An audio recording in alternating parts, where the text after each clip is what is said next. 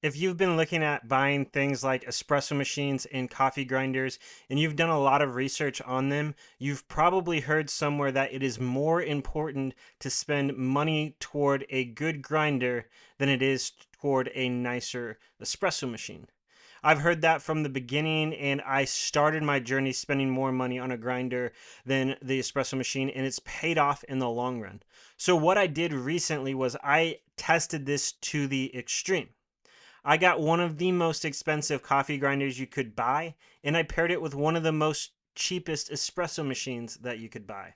And then I took a decent grinder and paired it with a very expensive espresso machine and put them head to head. And today I'm going to talk about the results of that. So I want to start off by pointing out the gear that I used, two of which are sitting right next to me, and these are the grinders that I used for this testing. So I used the Df64v by Turin Grinders. This comes in at about $600.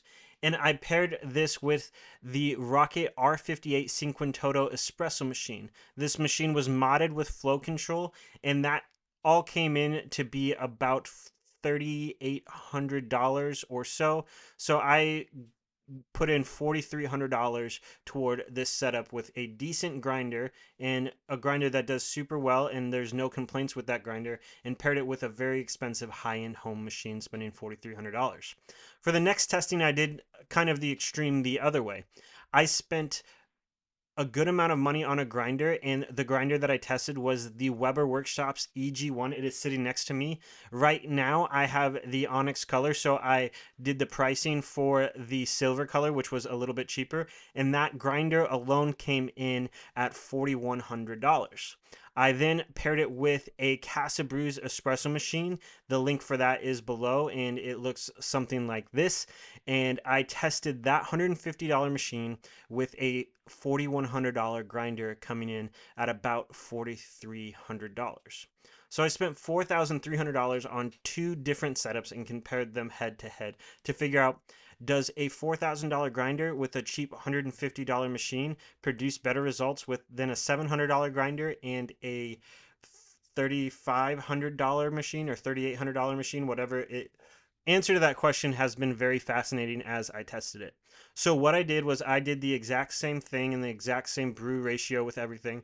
I pulled straight shots of espresso, so I aimed with 18 grams of coffee into a portafilter, and I aimed to get 36 grams out, and I found 27 seconds on the scale time was really dialed in for those machines. So what I did was I had an Akai scale, and as soon as the espresso hit the cup is when the timer started, and I hit 27 seconds like that. So it was pretty consistent from machine to machine. So I dialed in, I used a blind shaker for both of these and shook it the exact amount of times, and used the WDT method, which is breaking up the clumps with a needle type tool, and pulled it with a self-leveling tamper by Normcore. I had one specifically for the 51 millimeter portafilter of the Casabrews and the 58 millimeter portafilter of the Rocket. I also used precision baskets for both of them, so I tried to make it as close to the same as possible, even though the machines were quite a bit different. The Casabrews had no mods to it. The Rocket had flow control mod to it, so I did most of my testing without the flow control to give it kind of a fair comparison between the machines. The Weber EG1, which is right here, is a nice single dosing grinder, so I dialed that in correctly. Both of these grinders have a variable RPM, which means you can change the speed at which the motor spins, and there is a dial on the side of it. So the Df64v I set to 1000 RPM, just as I did with the Weber Workshops EG1, trying to keep these results as much as the same, just dialing in with the various grinder. Both of these are flatbed grinders, and both of these are very well known in the coffee community, the EG1 being the flagship, one of the best ones that you can get out there for money, and the Df64v being a very, very, very good kind of higher end budget option. So there's definitely no skimping on the grinder either way. And I figured it was better to test a nicer, good quality grinder for this comparison on the cheaper end, rather than spending $100 on a grinder and comparing it with a really nice machine. I just didn't think that was adequate enough to make it work for the machine. This is nowhere me saying that you should spend $4,300 on a machine. This is just me saying the results of kind of what you get when you spend the most money on it. So here's the results that I came with.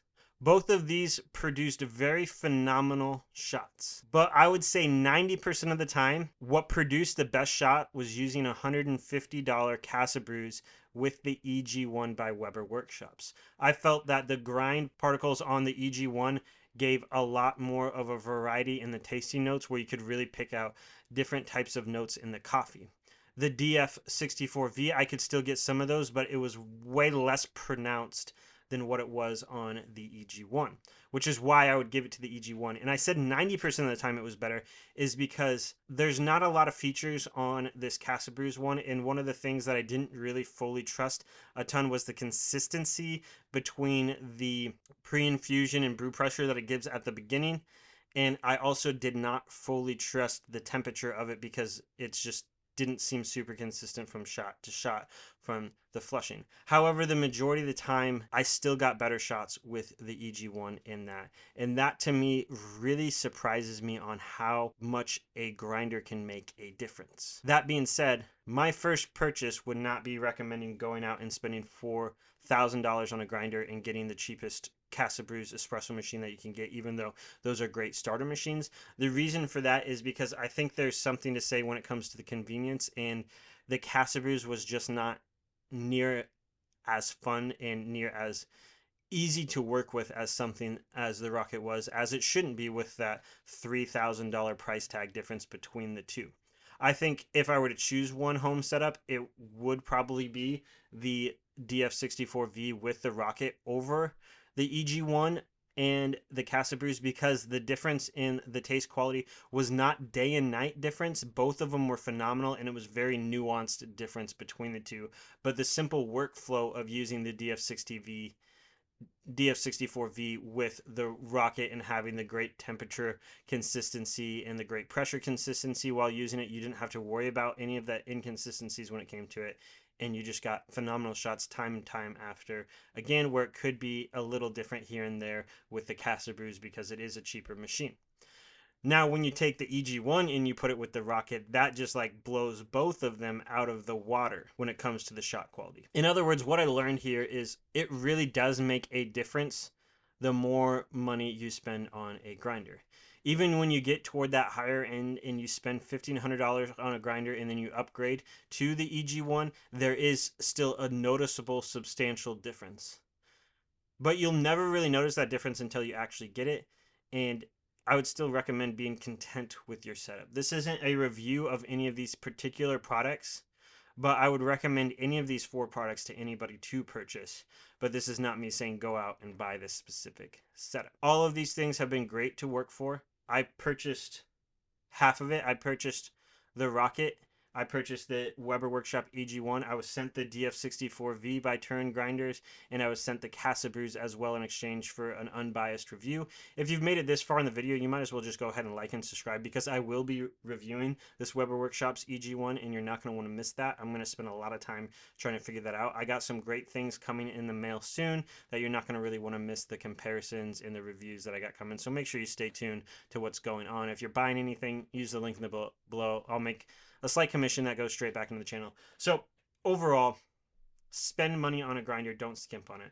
The amount of people I've worked with when it comes to coffee and purchasing equipment, their first thing that they want to do is they want to get a nice espresso machine. And nice to some people could be spending $300 on a Breville Bambino, could be jumping up to $1,000 and getting a Rancilio Silvia, or really wanting the aesthetics of something like a Rocket Apartamento or the Rocket R58.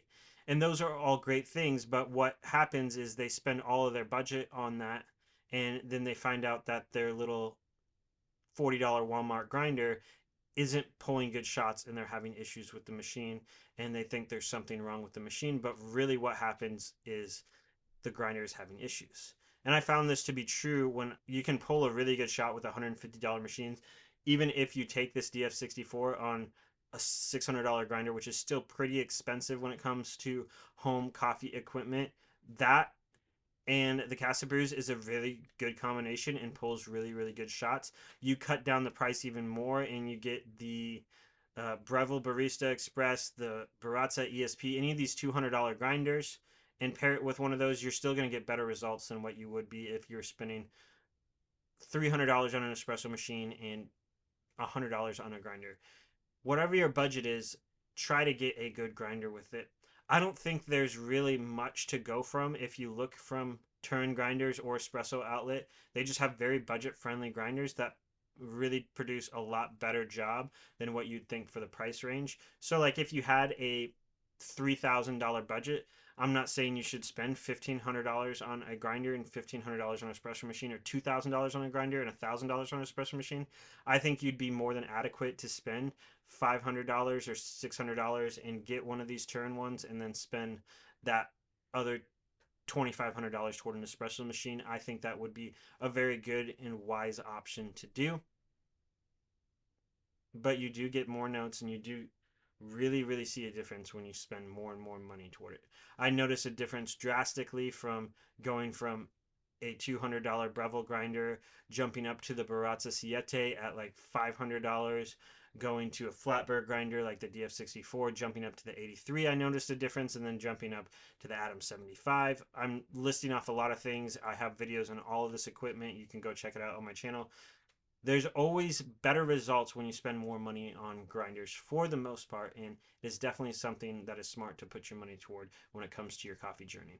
If you have any questions, if there's anything specific that you are looking for when it comes to coffee, drop a comment below and let me know what that is. I'd love to answer any questions and help you on this journey. And again, thanks so much for watching, and remember to like and subscribe.